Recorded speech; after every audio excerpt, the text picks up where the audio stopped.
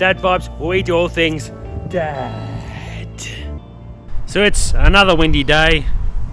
Does look nice, but it's really windy and it's not warm. Top of 13 degrees today. Canberra weather is just nuts. It's meant to get down to -4 tonight, so back up to 17, 18. It's just all over the place. And with the lawn, since the fert was done and everything, it's not really growing too much, only because of the cold weather and whatnot. The weeds are looking pretty good, like they've nearly gone. I have given it one mow. I didn't get too much in the catcher, so next week is when I'm going to do a mow, and you guys can have a look at that, see how that one goes. The ultimate question is, why did I get another mower? Good question. What are the differences between the Scotty and the Toro Greensmaster 1000? Well, a couple of the big differences are Scotty is a 17-inch cut. The Toro is a 21-inch cut. A residential mower, commercial mower. Primarily, the Scotty is designed for residential sort of stuff, just at your home, whereas the Toro is made for putting greens, bowling greens. It is a better cut than the Scotty. The reasons why it's a better cut is weight. You know, this Scotty weighs 65 kilos, whereas this weighs near more 100 kilos. And the weight has a big part to play in the cut, because you can set this at 18 mil, 20 mil like I have, and it's probably going to cut the grass more like at 25 mil. You set this one up to the same 20 mil, 18 mil, it's going to cut closer to that 18, 20 mil. It's more accurate. And I can get this one down to that 3 mil of height that I want to try and get on a putting green, whereas this one, maximum get down to 5 mil. And that is the weight difference. And also, the bed knife, you know, you have to get the bed knife down to the 3 mil, then you have to put weight, and it's just too hard to do with the Scotty, whereas the Toro, that's what it's designed for, that's what it'll do. So it's for the putting green, that's the main reasons of getting it. Now, if you're looking for one of these puppies, in Canberra anyway, Australia-wise, they're quite hard to get onto. There have been a couple there that have come up on Marketplace. Gumtree, there's none. I found mine on Marketplace through Facebook. They range from anywhere from 2,000 to 3,500, 4,000, depending on what year model it is, its age. This one's a 2000 model, as far as I'm aware. Serial numbers on the back of it, model plate on the back of it. So they are very difficult to find. When they do come up, at the moment, I think because of the way the economy is going, it doesn't seem to be, things aren't selling like they once were, like through COVID. Everything was going like hotcakes.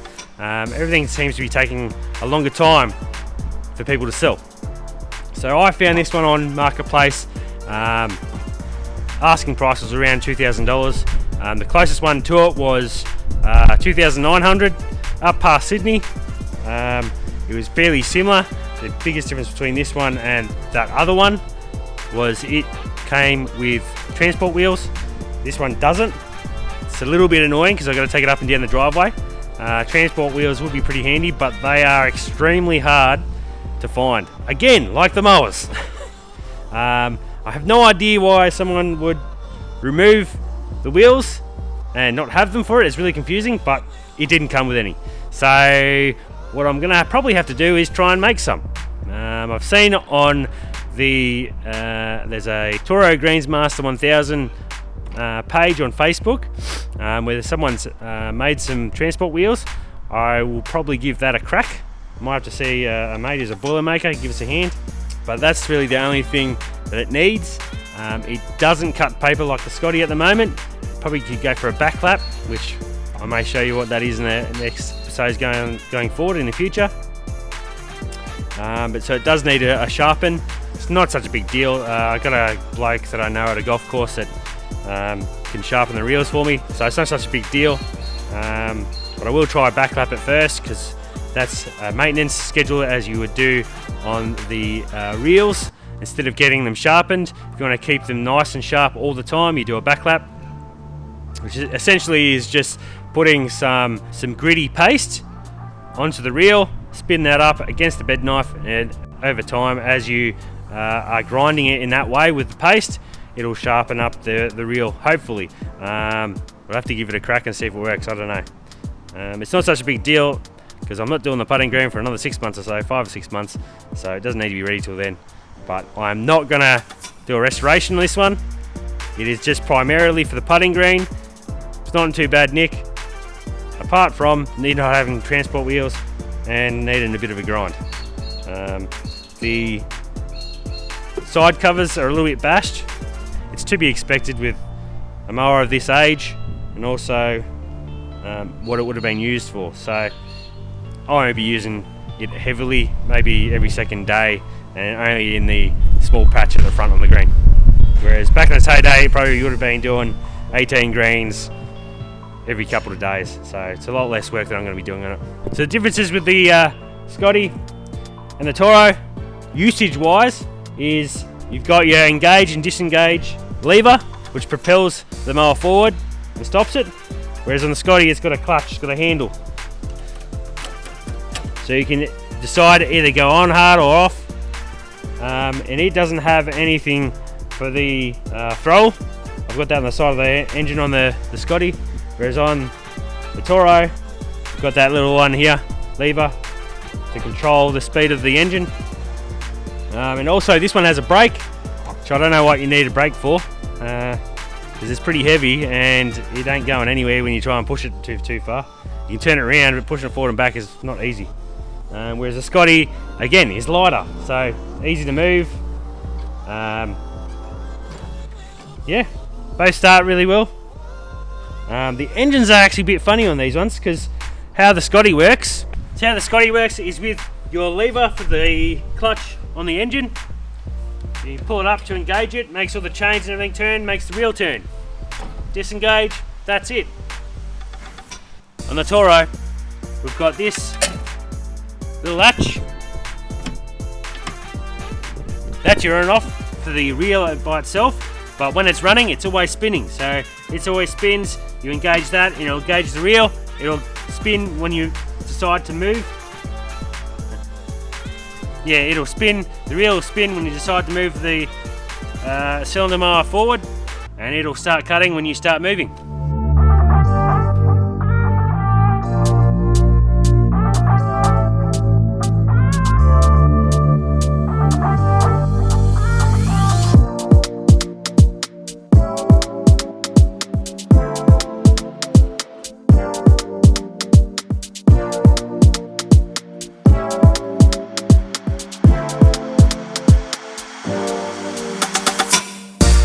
So I've probably got about 5 mowers.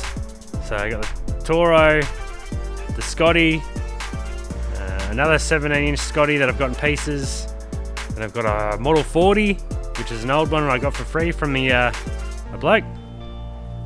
Then I've also got the rotary, and this is the old man's mower. And then I've also got a manual push reel, which I used after doing some seeding. So it's actually 6. But out of them, it's probably only probably only 4 of those mowers that work.